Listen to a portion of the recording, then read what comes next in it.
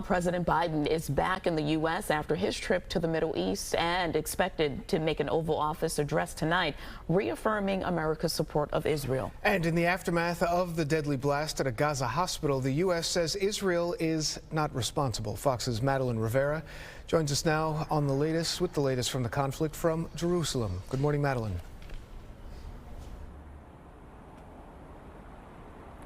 Good morning, Dan and Tashani. One day after President Biden's visit, UK Prime Minister Rishi Sunak is now here in Jerusalem. He's currently talking with Israeli President Isaac Herzog.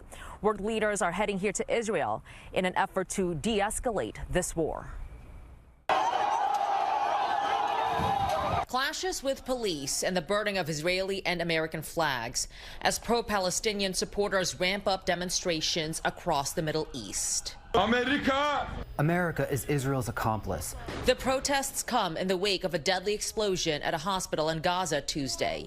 President Biden is supporting Israel's claims they were not responsible, as both countries blame the blast on a misfired rocket from another militant group in Gaza.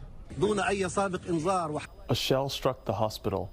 We don't know what it was, but we saw its devastating impact, with children being torn to pieces. Israel continues launching airstrikes in the Gaza Strip, retaliation against the deadly surprise attacks from Hamas on October 7th. Israel also sealed off Gaza from food, water, and medical supplies since the war began. But after President Biden's visit, Israel said it will allow Egypt to deliver small amounts of aid to Gaza starting Friday at the earliest. I was very blunt with the Israelis. If you have an opportunity to alleviate the pain, you should do it. Meanwhile, the United Nations is investigating accusations Hamas and Israel have both broken international war laws.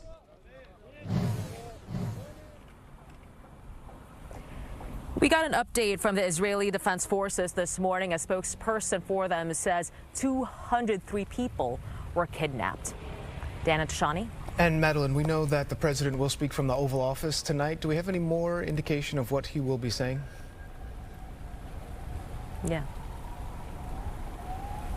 Well, the president said during his remarks yesterday that he will be asking Congress to back a support package for Israel's defense. Now, this will also be a way to shore up support for the wars in Israel and Ukraine, or rather for America's support for the wars in Israel and Ukraine. Look, there are polls showing that support for these wars is softening. So the president here is trying to make the case that it is in the United States' national security, interest of national security, to support Israel and Ukraine in their wars.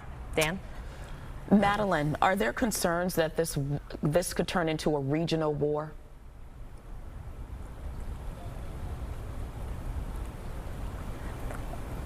There are definitely concerns regarding that. You're already seeing Israel increase its fighting with the Lebanese militant group Hezbollah. So there are definitely bigger concerns that this could destabilize the region. That's why you saw President Biden yesterday make his trip here. That was one of his goals, to try and de-escalate this conflict. And there are certainly many world leaders who share that same concern as well, Tashani. Madeline Rivera live in Jerusalem. Thank you very much.